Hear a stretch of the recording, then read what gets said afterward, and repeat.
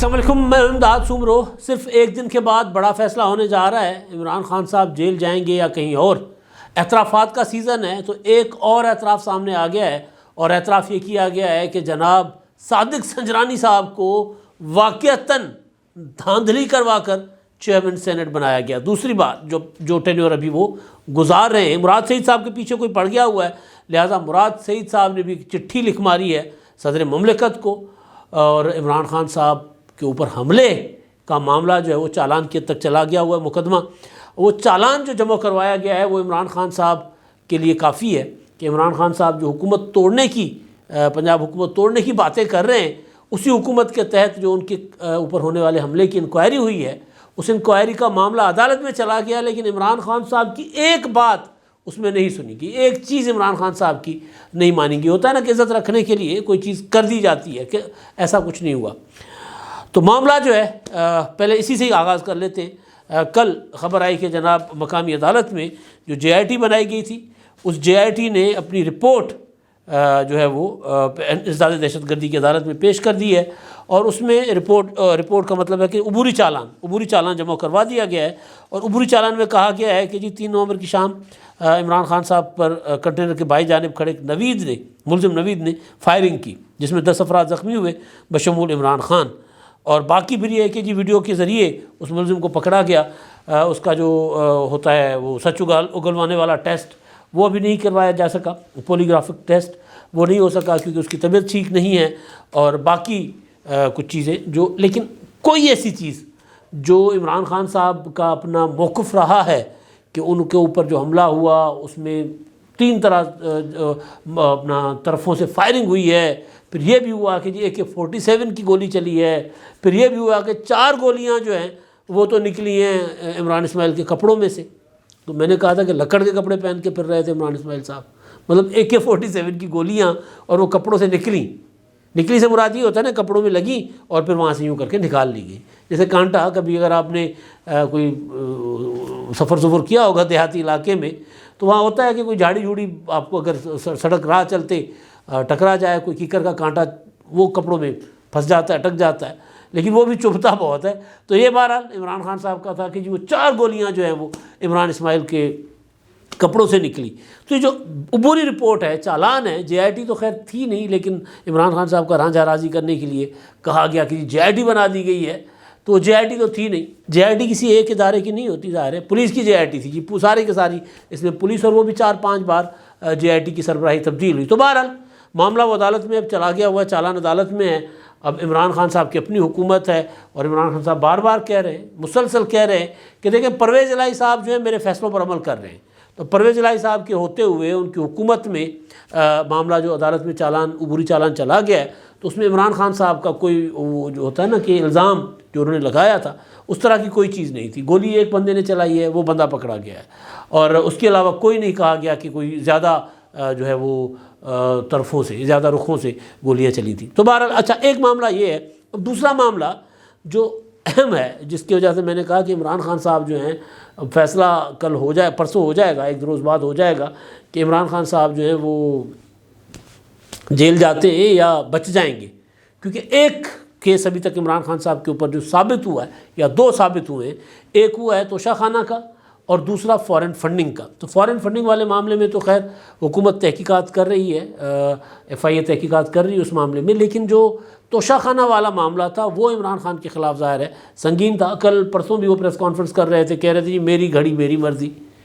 تو اس پر شرجیل نام محمد نے تو بڑا دلچسپ تبصرہ کیا تھا، سندھ کے وزیر اطلاعات ہیں، انہوں نے کہا کہ جی میری گھڑی میری مرضی، میری گوگی میری مرضی، میرا توشہ خانہ میری مرضی، تو میرا BRT میری مرضی۔ تو میری مرضی نہیں چلتی بھائی، جب آپ ملک کے وزیر اعظم ہیں، جب آپ آئین اور قانون کے تحت کام کر رہے ہیں اور حلف اٹھایا ہوا ہے آپ نے، تو پھر آپ یہ نہیں کر سکتے کہ جی میری مرضی نہیں۔ آپ نے کسی قاعدے قانون کے تحت اگر کوئی چیز لی ہے تو وہ ثابت کریں۔ آپ نے پیسے پہلے جمع کروائے، وہ ثابت کریں کہ پیسے کہاں سے آئے تھے، وہ کیا ہوتا کہتے ہیں منی ٹریل، آپ منی ٹریل ثابت کریں۔ پھر آپ نے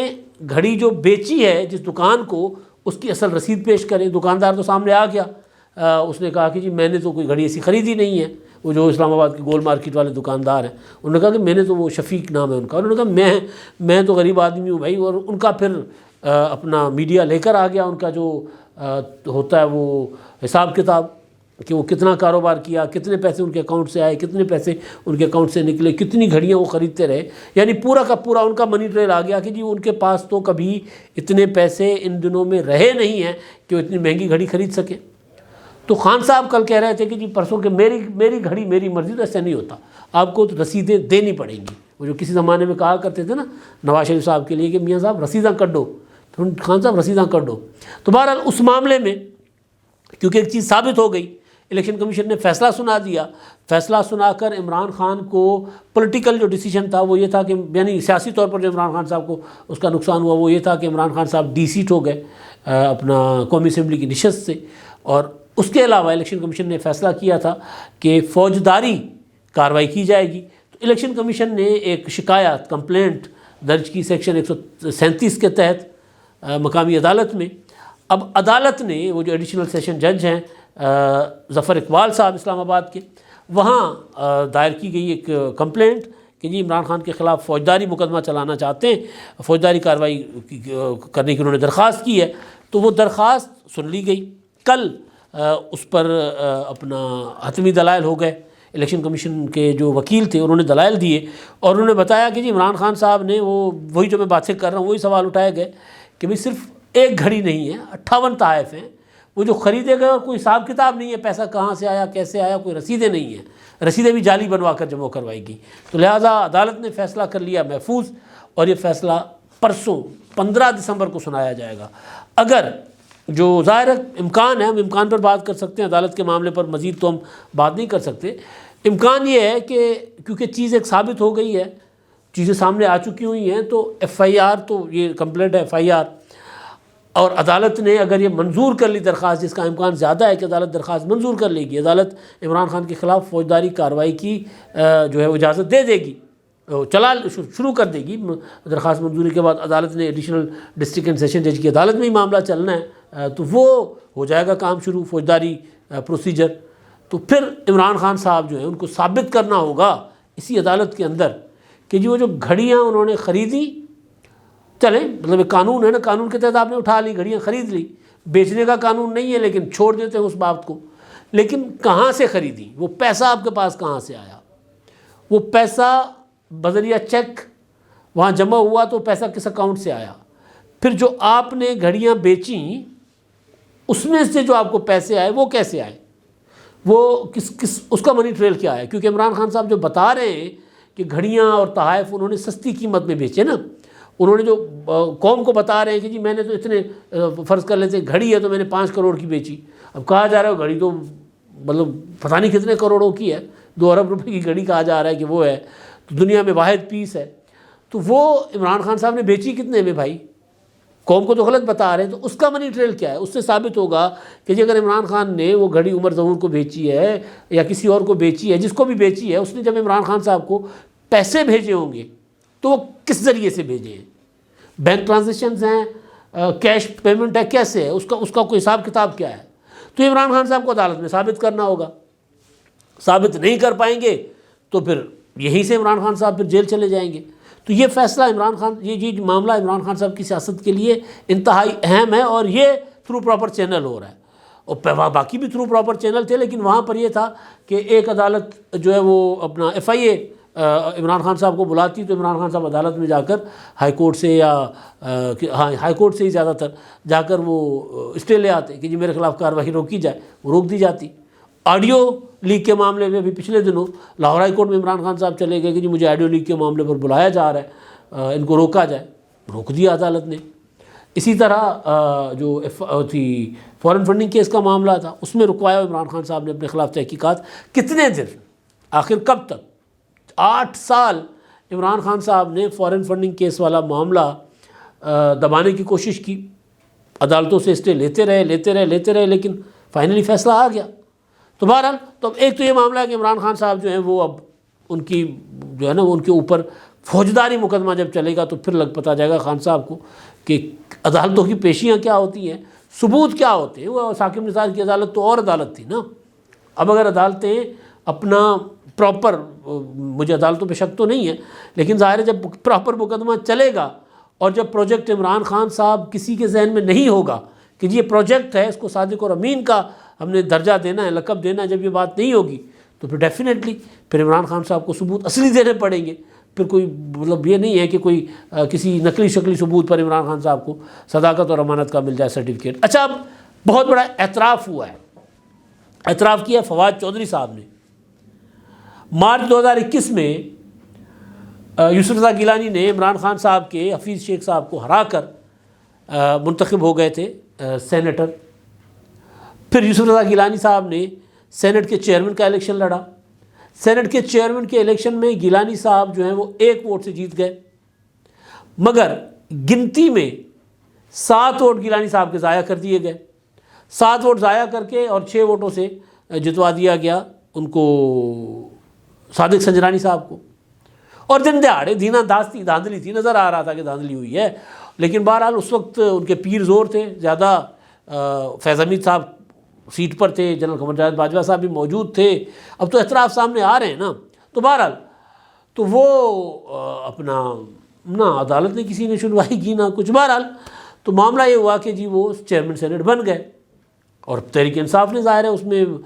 تھی برابر کی پارٹنر تھی. برابر کی کیا بلکہ سارا آرکیٹیکٹ وہ تھی. آپ کو یاد ہوگا اس دن جس دن یہ الیکشن ہو رہے تھے، میرا خیال ہے 13 مارچ یا 11 مارچ ہے، ڈیٹ میں تھوڑی بہت کنفیوز کر رہا ہوں. 3 مارچ کو تو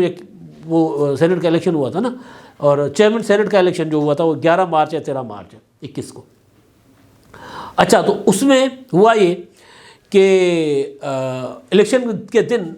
جو پولنگ اسٹیشن بنا ہوا تھا، یعنی جو ایوان تھا، اس میں خفیہ کیمرے لگائے گئے تھے. وہ خفیہ کیمرے مصطفیٰ نواز کھوکھر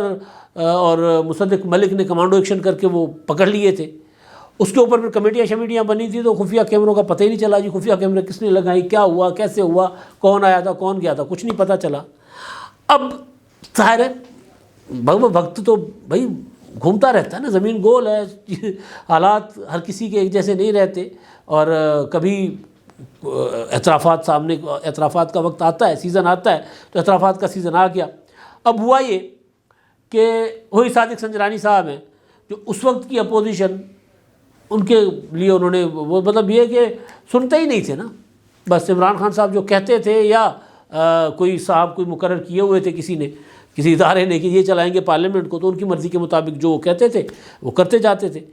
تو اب یہ ہوا ہے کہ اعظم سواتی کی گرفتاری کے خلاف روزانہ پی ٹی آئی والے پروٹیسٹ کرتے ہیں. کل بھی انہوں نے پروٹیسٹ کیا، تو اور ان کے پروٹیسٹ کے دوران کچھ قانون سازی کوئی بل شل موو ہوئے، وہ ہو گئے.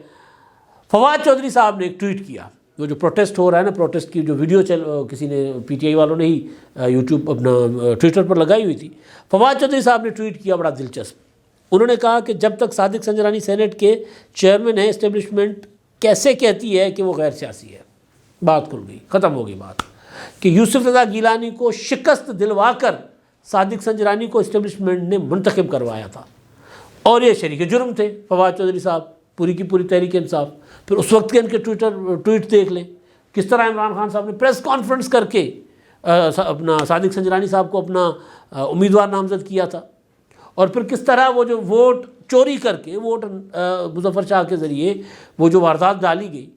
تو اب وہ فواد چودھری صاحب اس واردات کا اعتراف کر رہے ہیں کہ ہاں ہم نے واردات ڈالی. اچھا، ایک اور چیز ہے جی، مراد سعید صاحب نے خط لکھا ہے صدر مملکت کو، کیونکہ حالات جب ایک جیسے نہ ہو نا، تو کل جن کے اوپر یہ مذاق جن کا اڑایا کرتے تھے، اب ان کی طرح خود ہی شکایت کر رہے ہیں. مراد سعید نے خط لکھا ہے صدر مملکت کو. انہوں نے کہا کہ اگست سے اب تک مجھے جان سے مارنے کی کئی منصوبہ بنائے گئے ہیں، اور لوگ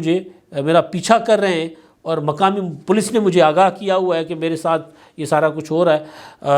اچھا، اس کی وجہ سے میں دیر اور باجوڑ کہ میں نے دورے کرنے تھے حلقہ دیر باجوڑ، وہاں میں نہیں جا سکا کیونکہ مجھے سیکورٹی تھریٹ سے مجھے خدشات ہیں. اور پھر انہوں نے حوالہ دیا ہے ارشد شریف صاحب کا کہ انہوں نے بھی اسی طرح آپ کو خط لکھا تھا، ان کا بھی معاملہ اسی طرح کا تھا، اور میرے ساتھ بھی کچھ اس طرح کا ہو رہا ہے. اب ارشد شریف کے ساتھ ان کا معاملہ جو ہے، ویسے تو ظاہر ہے اللہ ان کو محفوظ رکھے، یہ معاملہ بڑا سنگین ہے کہ اگر کوئی ان کو دھمکیاں دے رہا ہے تو پھر وفاقی اور ان کی اپنی کے پی کی حکومت ان کو چاہیے کہ ان کو سیکورٹی فراہم کرے. مگر ارشد شریف کا معاملہ جو ان کے ساتھ ہے وہ یہ ہے کہ ارشد شریف صاحب کا لیپ ٹاپ ایف آئی اے کہہ رہا ہے کہ ان کے پاس ہے، اور اس کے لیے پھر انہوں نے ان کو طلب بھی کیا تھا لکھا بھی تھا، ایف آئی اے نے نوٹس بھیجا تھا کہ جی ارشد شریف کا لیپ ٹاپ جو تحقیقات کے لیے ان کے حوالے کریں. آن ریکارڈ آئے تھے، انہوں نے کہا تھا کہ جی میں ایف آئی اے کے حوالے نہیں کروں گا، اور ایف آئی اے میں تحقیقات میں تعاون نہیں کر رہے تھے. تو بہرحال معاملہ سنگین ہے، اور اگر کوئی دھمکیاں دے رہا ہے تو وفاقی حکومت کو دیکھنا چاہیے، جو یہ نہیں دیکھنا چاہیے کہ کل کو جب محسن داوڑ اور دوسرے لوگ کو پارلیمنٹ میں کھڑے ہو کر دہشت گردی کے خلاف یا اپنے خود کو ہونے والے تھریٹس کے خلاف بولتے تھے تو یہ کیا رویہ اختیار کرتے تھے. یہ نہیں کیا کہتے ہیں اس کو، پوائنٹ اسکورنگ نہیں ہونی چاہیے، حساب برابر نہیں کرنا چاہیے، بلکہ اگر مراد سعید صاحب کا کوئی پیچھا کر رہا ہے تو اس کا پیچھا کر کے اس کو پکڑا جانا چاہیے. اب تک کے لیے اتنا ہی. اللہ حافظ.